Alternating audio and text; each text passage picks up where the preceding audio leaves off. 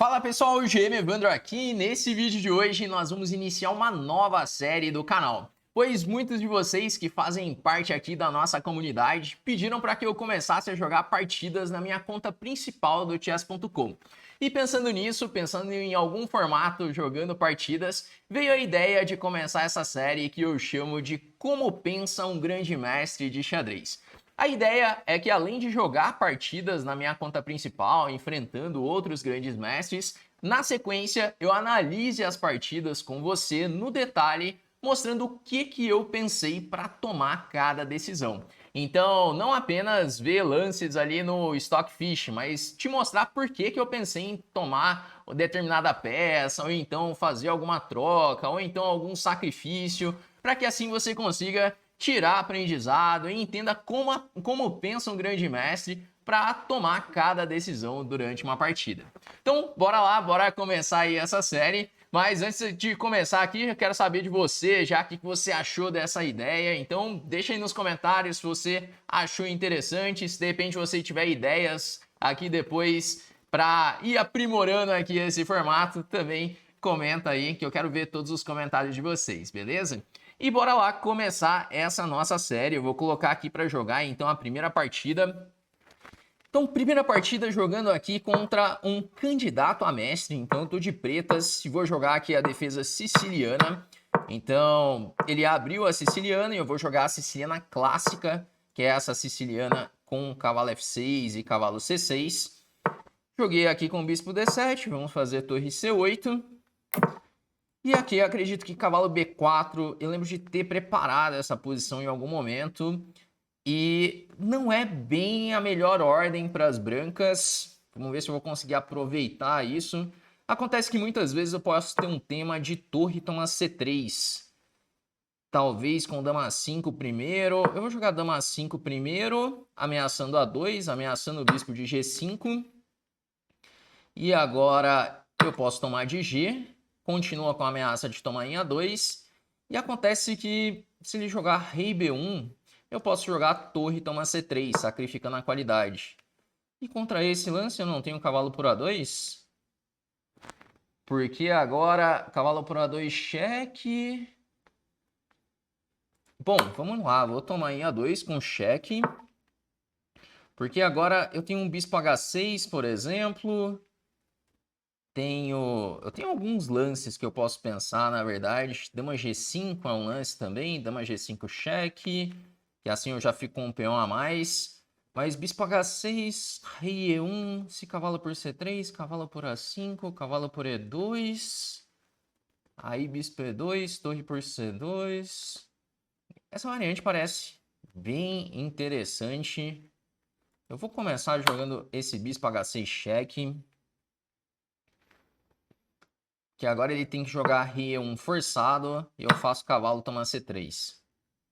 Bom, a minha ideia é que depois de cavalo A5 eu tenho cavalo por E2. Bom, e aqui ele já abandonou a partida, que vai cair bastante material aqui na posição. E vamos lá, chegou o momento mais interessante, como é uma partida de 3 minutos, fica tudo muito rápido. Então, por isso que agora a gente vai fazer uma revisão da partida. E eu vou te mostrar exatamente por que eu fiz cada lance, tá? Então, mostrando mais a forma de pensamento, não só avaliando ali com o Stockfish. Porque o que acontece? Muitos jogadores aqui que jogam no chess.com, quando acaba a partida, faz a revisão ali no Stockfish, vê qual lance é o melhor, qual lance é pior, mas não entende o porquê daquilo. O que eu quero te mostrar aqui nessa série é isso, o porquê dos lances. Então, olha só, comecei aqui jogando uma defesa siciliana. Ele fez o lance cavalo F3, ele quer abrir a siciliana fazendo D4. Então eu fiz D6, D4, CD4, cavalo D4. Ele abre a siciliana, que é a forma mais usual de enfrentar a defesa siciliana. Eu faço cavalo F6, cavalo C3 e agora cavalo C6. Então, por enquanto, a posição toda teórica, né, que é a variante clássica da siciliana, e ele faz aqui o lance bispo G5. Ele está querendo jogar com dama D2 e roque grande. Na defesa siciliana, muitas vezes leva para posições com roques em alas opostas, porque aqui eu quero jogar com E6, bispo E7 e rocar pequeno. Por isso que a siciliana é uma defesa que dá muitas chances de contra-jogo. Então, se você gosta de jogar contra-atacando, buscando a iniciativa, a siciliana é uma excelente opção. Eu joguei aqui o lance bispo d7 e isso tem a ver um pouco com a ordem de lances. Então, deixa eu explicar aqui para você. Porque o mais jogado é e6.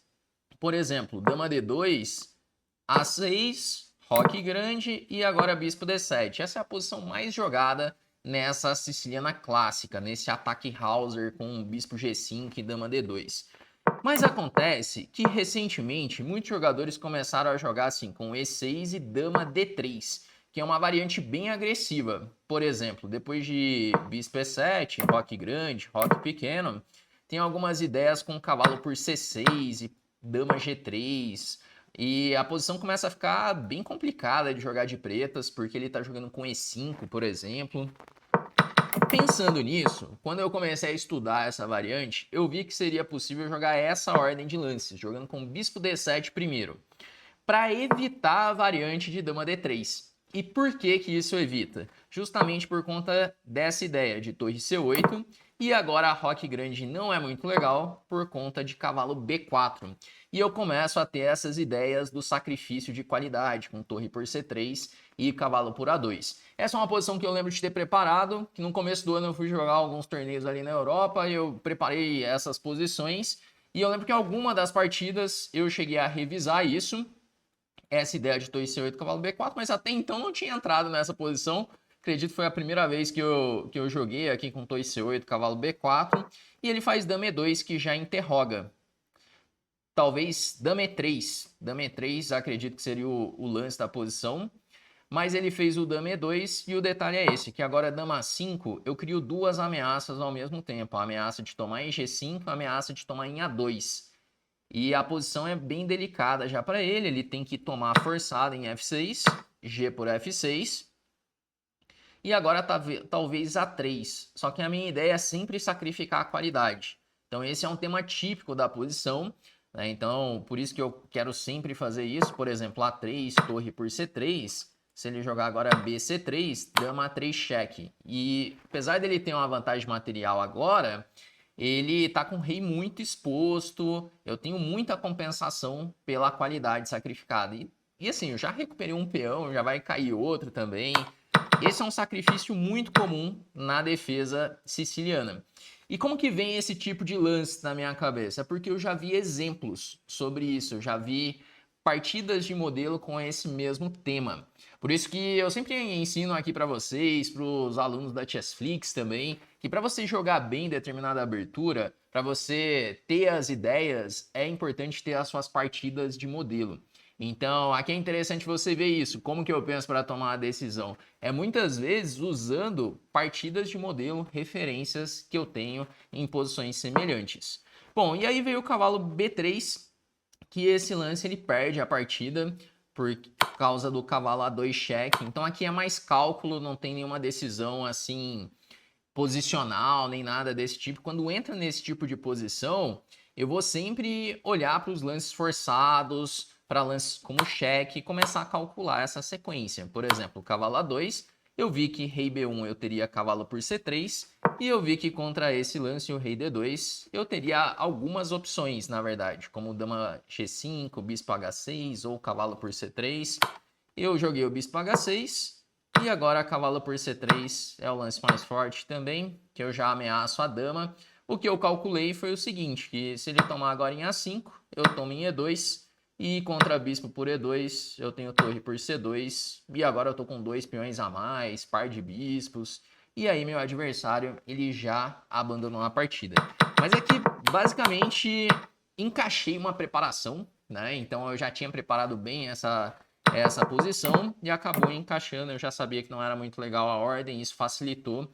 E especialmente nessas partidas aqui de 3 minutos, as partidas de Blitz no chess.com, você tá bem preparado na abertura, faz muita diferença, né? Essa partida, por exemplo, fez uma diferença muito grande. Vamos lá, vamos para uma segunda partida. Agora eu vou enfrentar um grande mestre, um alemão aqui. Não conheço exatamente ele, mas pelo jeito eu já joguei algumas partidas com ele no chess.com. Então comecei jogando com E4, ele abortou a partida. Então vamos buscar aqui um outro adversário. Beleza, jogar contra um francês aí de 2.700. E aqui vamos abrir a defesa siciliana. Ele tá jogando essa variante com E6 e A6, que é a variante Paulsen. Vou jogar agora cavalo B3, dama G4. Esse é o lance mais incisivo que tem na posição. Agora eu posso fazer cavalo C3. E cavalo C6 ao lance. Eu lembro que eu joguei uma partida contra o grande-mestre Rubem Felgar nessa posição, que é um grande-mestre argentino, num Continental de 2014, talvez, em Montevidéu. Não lembro se foi 2014 ou 2015. Jogou essa posição. Foi um empate rápido até. Não lembro exatamente o que o Felgar jogou. Acredito que ele jogou com o cavalo H5. Bom, contra esse, posso focar grande. Porque tomar em D3 não parece bem uma ameaça, um lance grave. Porque eu tô tomando de torre, ameaçando já o peão de D6. E agora ele tem que lidar com a ideia de F4 e E5. Bom, ele jogou com H6. E agora bispo F4, ele tem cavalo H5. Essa que é a ideia dele. Interessante esse lance que ele fez. Talvez bispo E2 fosse o lance. Eu tô um pouco em dúvida aqui nessa posição. Eu vou jogar com bispo E3. E agora dama por E3. Talvez eu não tenha conseguido muito da abertura, para falar a verdade. Porque eu tive que fazer essa troca. Mas agora eu vou jogar bispo E2. Acredito que A3 é possível. E dama D4 pode ser um lance interessante. Dama D4 pressionando esse peão de D6. Porque é um peão fraco que não é assim tão simples de defender. Ele pode jogar um rei E7, mas depois de F4 e E5, ele tem que lidar com alguns problemas aí da posição. Cavalo C4, acredito que eu posso tomar, peão toma. Cavalo D2, ameaçando o cavalo por C4. Bom, contra esse, dama E3. Cavalo D5 pode ser uma ideia em alguns momentos. Acredito que o cavalo D5 é ameaça até na posição. E5 também é um lance que ele precisa ficar de olho.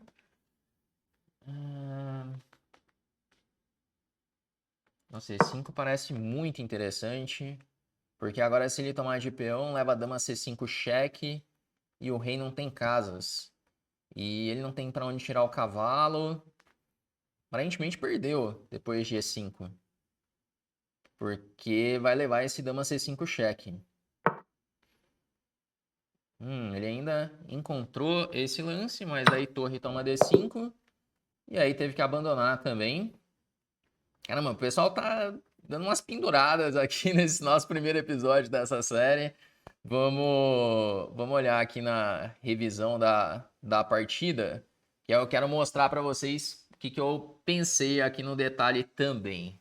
Vamos lá, então comecei jogando com E4, que é o lance principal do meu repertório de aberturas. Eu gosto mais de jogar com E4, isso por influência de alguns jogadores que eu gosto bastante, como por exemplo Bob Fischer, Karpov, quando jogava com E4, Geller, são alguns jogadores dos jogadores clássicos, né, campeões mundiais, grandes jogadores que eu gosto bastante, então por isso eu tenho essa tendência de jogar mais com E4.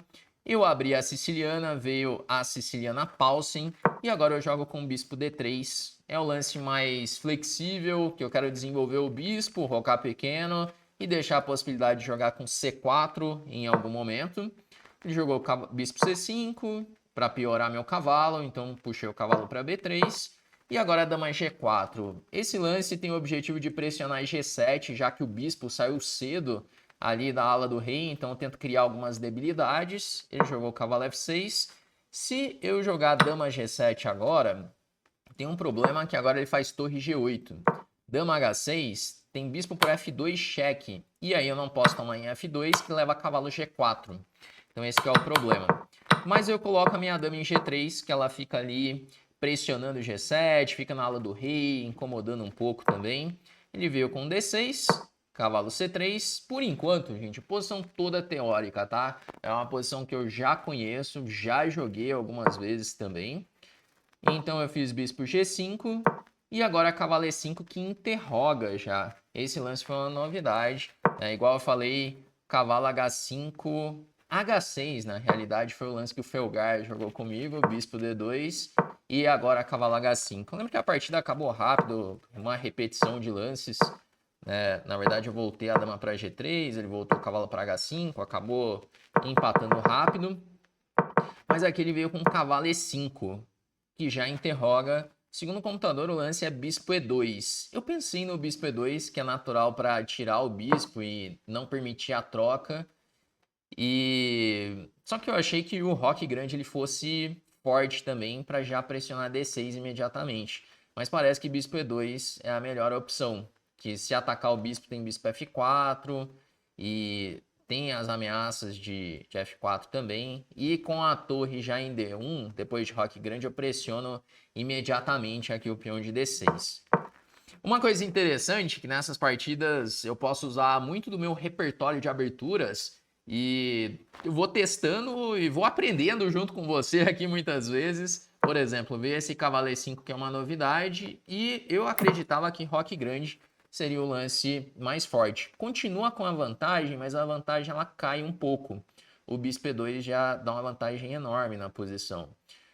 Porque o que eu pensei foi cavalo D3, torre por D3 e eu tenho uma pressão grande em cima de D6. A partida está perdida já para as pretas. Só que esse lance é bom, H6. H6 é um lance muito bom. E isso eu não percebi quando eu roquei grande. Fui perceber depois, porque agora eu vi que bispo F4 eu levaria cavalo H5. Bispo D2, o bispo fica na frente da torre, aí já não faz muito sentido. E eu acabo tendo que jogar bispo E3, que acaba trocando peças. Aqui eu já senti que tinha caído a minha vantagem. Mas olha, ele não precisava ter jogado isso, ele tinha cavalo H5, que era melhor. Veio o bispo E3, dama por E3, e aqui o computador já acredita que está a vantagem das brancas. O grande problema da posição é o peão de D6. Então, sempre que eu vou pensar nessa posição, é pensando em atacar esse peão fraco, que é a principal debilidade das pretas. Então, vem ideias lentas, como bispo E2, torre D2 e torre D1, ou ideias mais diretas, como bispo E2 e F4 e E5. Então, eu posso jogar combinando essas ideias. É isso que vem na minha cabeça quando eu vejo isso, essa posição. Então, bispo E2 eu joguei. Ele não acha que é o mais preciso. F4, segundo o computador, é mais forte. E aí B5. E agora A3, torre B8, dama D4. De novo, ele não acha que é o mais preciso da posição. O computador já gosta de um G4, é isso? G4 é um lance que eu não faria. Nunca acredito nessa posição. F4, talvez eu faria, mas G4... Porque ainda parece um pouco lento isso. Mas o computador gosta do G4. Eu fiz dama D4 e aqui tinha que ser torre B6. É o lance que eu estava esperando mesmo, defender D6 de torre, para deixar a possibilidade de rocar grande. Esse lance foi muito otimista dele, deixando aí o rei no centro. Eu faço então F4, cavalo C6, dama E3. E o meu plano nessa posição seria jogar ali com torre D2, torre D1. Eu quero dobrar as torres e começar a pressionar esse peão fraco de D6. Ou então, às vezes, passar essa dama para G3. É mais ou menos isso que eu estava pensando aqui nessa posição. De novo, tudo girando em torno desse peão. E aí vem um erro muito grave dele, o torre E8. Ele quer fazer um roque artificial, mas a verdade é que ele não tem tempo suficiente para isso. E aqui já veio o tema tático, já o E5. Eu já estava de olho nessas ideias de E5 e dama C5. Aqui quando eu vejo rápido esse tipo de lance, é porque eu já estava de olho no tema tático. Então, esse é um outro ponto que vocês podem perceber, que os temas táticos eles acabam vindo mais rápido assim na mente, porque eu já tenho uma base muito grande de temas táticos, assim, eu já vi muitos exercícios, já vi muitos temas táticos, então acontece muito isso, de bater o olho na posição e eu já ver o tema, por exemplo, o tema de mate. Quando ele jogou torre 8, eu já vi, E5 tá levando dama C5. Então, uma dica aí para você estar assistindo, conhecer mais temas táticos, tá? Quanto mais temas você conhecer, mais rápido você consegue tomar essas decisões. O tema já vem na sua cabeça já. E aqui de novo, o tema tático, que ele joga cavalo D5, porque o que ele percebeu? Ele percebeu que levaria mate com dama C5. E também se ele faz o quê? É que não tem muita opção, na verdade. Se ele tira o cavalo, eu tô jogando E, toma D6, cheque. E aí ganhando a dama. Então ele tentou esse cavalo D5, só que leva esse, torre por D5. E agora, se tomar de peão, vem cavalo, toma D5. E ele tá levando um duplo já em C7. Bom, então, basicamente, foi isso que aconteceu nessa nossa partida, essa segunda partida. Sobre os temas táticos que eu falei aqui, se de repente você quer aprender mais sobre isso, eu vou deixar o link aqui na descrição da Chessflix, que é a nossa escola de treinamentos de xadrez. Lá você pode aprender não só sobre temas táticos, mas sobre todas as fases do jogo para assim evoluir no xadrez. E entrando para a nossa lista de espera hoje, você pode entrar para a Chessflix com uma condição especial. Vou deixar o link aqui na descrição desse vídeo. E com isso nós vamos chegando aí ao final desse primeiro episódio da série Como Pensa um Grande Mestre de Xadrez. Eu quero saber de você, o que você achou, se você achou interessante ver essas partidas minhas aqui no chess.com, analisando depois, trazendo aí para você realmente o que eu penso para tomar cada decisão. Deixa aí nos comentários para eu saber, o comentário isso é muito importante para eu saber se eu continuo com essa série e como eu sigo com esse formato, beleza? Então é isso, se você gostou, não esquece de deixar aquele like aqui no vídeo, ele ajuda bastante o canal e a gente se vê no nosso próximo vídeo aqui do canal.